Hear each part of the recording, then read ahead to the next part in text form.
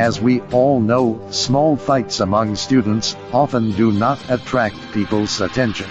But when the conflict intensifies and involves student gangs, and your dormitory building is hit by a British longsword, 1 surface, 2 air missile at an ultra-low altitude, you don't think so. It is true that this annoying phenomenon exposes a fatal problem. Your dormitory building lacks a complete and advanced 3-dimensional defense system. In today's video, we will focus on discussing how to protect your dormitory building with general warfare ideas. In this short teaching film, we will use a 12-story dormitory building covering an area of 600 square meters as a model for display. In the transformation process, you need to keep the following points in mind. First, the core idea of the overall battle is that everyone participates, so all floors and all members have defensive responsibilities. My layout recommendation is 1st to 2nd floor ground mobile force warehouse. From the 3rd floor to the 6th floor supply storage warehouse and near ground defense.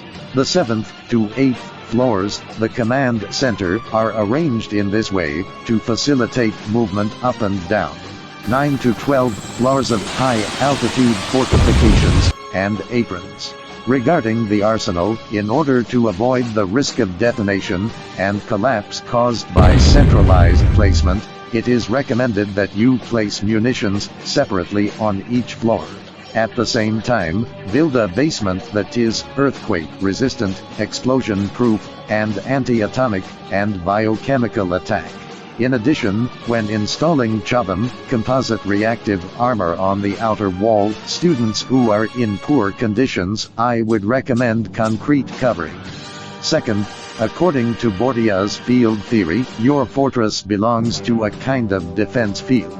When you first enter this field, you are in a lower position.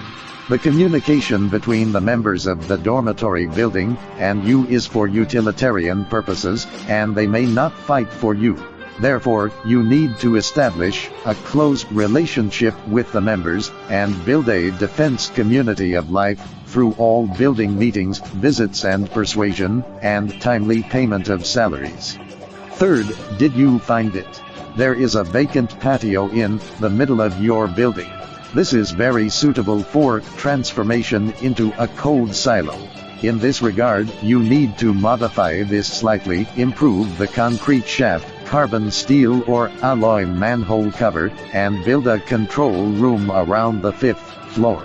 At the same time, you need to lay the track and transport a Minuteman II intercontinental missile propelled by a solid rocket motor as a deterrent to the building. But this may require a lot of money. When we experiment,